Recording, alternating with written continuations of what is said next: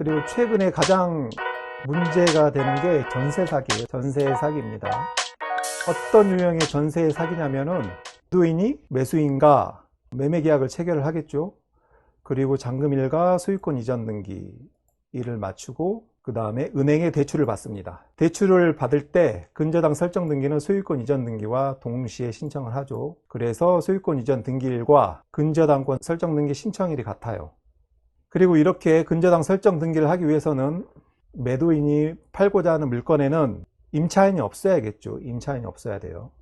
임차인이 없어야 대출 심사를 할 때 전입세대 열람을 하거든요. 그럼 임차인이 있으면은 전입세대 열람표에 임차인이 있으면은 대출이 안 되죠. 그래서 필연적으로 전제 조건은 매도 당시에는 임차인이 없다. 그리고 잔금일을 맞춰 놓는다. 잔금일을 맞춰 놓는다. 그런 다음에 이제 전세금을 편취할 임차인을 찾게 되겠죠. 그래서 이것과 관련된 뉴스를 한번 봅시다. 어떤 사실관계냐면 전세 들어온 날 자신도 모르게 바뀐 집 주인이 집을 담보로 잡히는 바람에 전세금을 날리게 된 세입자들이 늘고 있습니다. 이게 무슨 소리야 라고 할 수도 있겠죠. 자세히 읽어보겠습니다. 현행법상 전입신고를 한 다음날부터 세입자의 대항력이 생긴다는 점을 노린 사기 수법으로 보이는데 어떻게 하면 안 당할 수 있는지 정아람 기자가 알려드리겠습니다. 김모 씨는 지난 4월 서울 상도동 빌라의 전세 2억 3,500만 원으로 들어갔습니다. 그런데 추석 연휴가 시작되기 직전 집이 경매에 넘어갔다는 통지를 받았습니다. 알고 보니 전세 자금을 치르고 이사 온 당일 집 주인이 바뀌어 있었습니다. 그래서 전세 잔금일과 소유권 이전 등기일과 근저당 설정 등기일이 최소한 같아야겠죠. 전세 잔금이라고. 만약에 전세 잔금일이 빠르게 되면은 매수인이 이걸 인수하기 때문에 근저당권, 은행인 근저당권자보다 먼저 변제받을 수 있죠.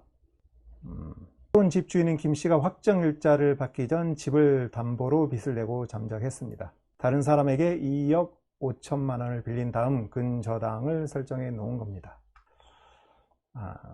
부동산에선 동시 계약을 진행한 건 맞지만 임차인에게 고지를 해줄 의무가 없다고. 그러면 누구한테 들어야 되냐니까 변경된 집주인한테 들어야 된다고. 해당 부동산은 책임이 없다는 입장입니다. 그런데 이 뉴스의 사실관계에서는 매도인과 매수인, 그 다음에 매도인과 임차인과의 매매계약, 전세계약 모두 동일한 중개인이 중개를 했죠. 이런 경우에는 뭐 법률상 고지 의무가 없을지는 몰라도 신의칙상 고지 의무가 인정될 수도 있겠죠. 부동산은 책임이 없다는 입장입니다. 그러니까 A 공인중개사가 뭐라고 얘기를 했냐면 저희가 문제될 부분은 전혀 없어요. 저희는 이 계약서 양식에 맞춰서 그냥 타이핑해서 매수인이랑 매도인이랑 조인시켜서 그냥 여기 장소 제공 정도라고 보시면 될 거예요 라고 말씀을 하십니다. 이게 맞을까요? 아니면 아무리 봐도 아닌 것 같은데. 그리고 7월 8월 두 달간 전입한 날 바뀐 집주인한테 보증금을 떼인 세입자는 신고된 것만 29명입니다. 이게 바로 어떻게 보면 진화된 보이스피싱이라고도 볼 수 있죠. 진화된 보이스피싱. 대부분 수도권에서 발생했는데 서울에서 접수된 13건 가운데 10건은 빌라가 많은 관악구나 금천구 등 서남권에 몰려 있습니다. 주택임대차보호법에 따르면 임대인에 대한 대항력은 전입한 다음 날부터 인정됩니다. 이를 악용해 전입 당일 보증금을 돌려줄 능력이 없는 사람에게 소유권을 넘기는 수법으로 보입니다. 그리고 비공인중개사는 조선족 내지 신용불량자 이렇게 해서 보통 부동산에서 그렇게 작업을 해요. 부동산에서 작업을 한답니다. 부동산에서 사채업체 있잖아요. 그런 사람들한테 가서 신용불량자들 리스트 뽑아서 그 사람한테 돈 300만 원 쥐어주고 명의만 이렇게 그분 이름으로 씌워 넣는 경우가 많거든요. 전문가들은 이런 피해를 막으려면 전입신고와 동시에 확정일자를 부여받고 이사를 온 뒤에 등기부 등본을 수시로 확인하는 게 좋다고 조언을 합니다. 그러니까 한 가지 의문점이 있는 게 이렇게 매도인과 매수인이 근저당을 설정하면서 돈을 빌리면서 그리고 전세자금도 떼먹잖아요.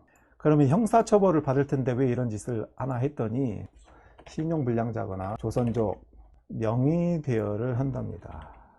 이러면은 이제 어느 정도 윤곽이 드러나겠죠. 그러니까 보통 공인중개사에서 이렇게 작업을 한답니다. 부동산에서 작업을 한대요.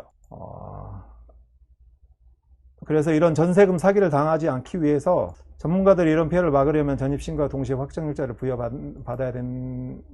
부여를 받고 이사 온 뒤에 등기부 등본을 수시로 확인하는 게 좋다고 저는. 이런 상황에서는 아무런 소용이 없는 것 같습니다. 이렇게 진행을 하려면은 부동산과 짜고 거의 공모를 하지 않으면 이런 관계가 나오기가 힘들어요. 그래서 중개사를 선정할 때는 오래된 중개사 사무소를 이용하는 게 좀 좋을 것 같아요. 오래된 중개사 사무소.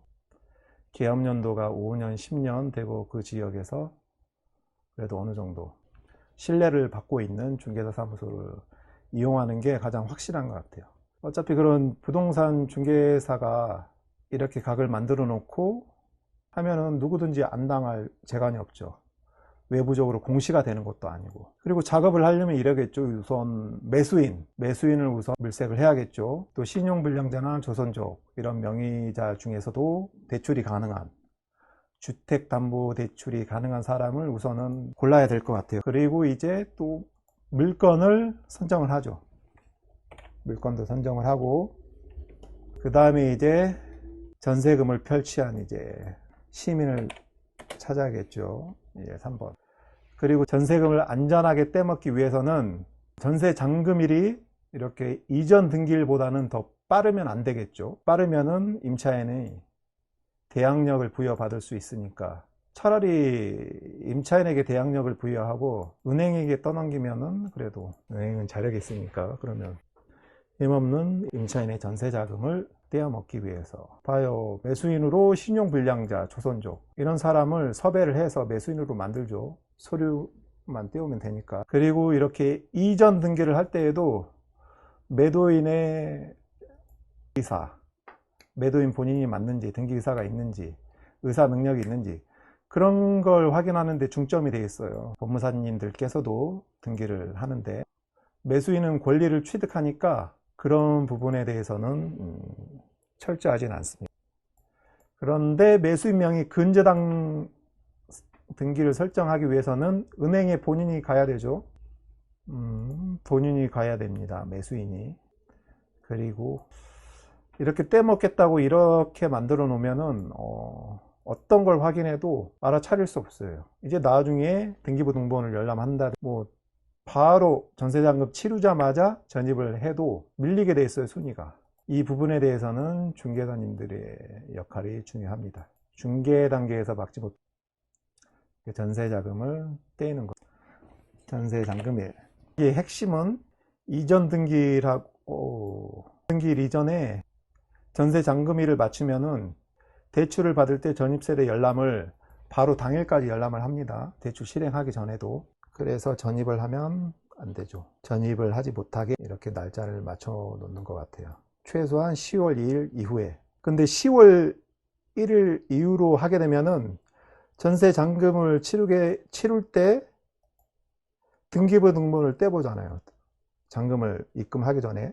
근데 전세 잔금을 입금하려고 보니까 다른 사람 이름으로 등기가 신청 사건 처리 중이라고 이렇게 뜨면은 전세 자금을 뗄 수가 없죠. 사기범들이. 그래서 이 날짜를 맞추는 게 핵심이에요. 핵심. 그리고 이런 날짜를 맞추려면은 중개사가 맞출 수밖에 없죠. K2K님, 예, 안녕하십니까. KTK님. 네, 라이브 방송을 하고 있습니다. 최근 들어 이런 전세 사기가 늘어나고 있으니까 조심을 해야겠죠. 그나마 요즘에는 대출 규제가 있어서 잠잠해지지 않을까 생각됩니다. 그래서 이런 전세 사기는 막을 수가 없다. 막을 수 있는 그 지역에서 가장 오래된 중개사 사무소에서 물건을 소개받으세요. 최근 최근 전세 사기 트렌드에 대해서 한번 알아봤고요. 이제 마지막 주제, 이런 경우 전세금 사기인가요? 어떤 경우냐면은, 이건 정상적으로 임대인과 임차인이 정상적으로 임대차 계약을 체결을 했습니다. 전세금 2억 정도에. 그리고 임대차 목적물에는 선순위 근저당권도 없었고 계속 쭉 없었어요. 쭉 없었는데 채권자가 임대차 목적물에 압류를 한 거죠. 압류를 해서 이제 경매가 진행이 됐습니다. 그래서 임차인은 이 임대차 목적물에서 변제를 못 받아요. 이런 경우 사기일까요? 사기가 인정이 되려면은 형사사건에서는 범죄를 특정하는 요소는 고의죠, 고의. 그래서 임대인이 이 임대차 계약을 체결했을 때 편취 고의를 인정할 수 없죠. 임대차 목적물도 깨끗했고, 임차인은 전입신고와 확정일자를 받으면은 이 임대차 목적물에 대해서 다른 채권자보다 우선 변제 받을 수 있잖아요. 그런 기회를 놓쳤어요. 그래서 변제를 못 받죠. 그래서 형사 고소할 수 있느냐, 이렇게 저에게 질문을 던졌습니다. 그래서 저는 안 된다고 했어요. 그런데 그 의뢰인께서 다른 변호사님께 상담을 받았는데, 그분은 고소가 된다고 그러더라. 왜 의견이 다르십니까? 하니까 저는 이렇게 해서 편취의 고의를 인정할 수 없다. 대항력을 유지해서 우선 변제 받을 수 있는 기회가 있었잖아요. 이런 상황에서는 임대인에게 편취의 고의를 인정할 수는 없죠. 오늘 라이브 방송은 여기서 마치고 알찬 방송으로 다음에 뵙겠습니다. 감사합니다.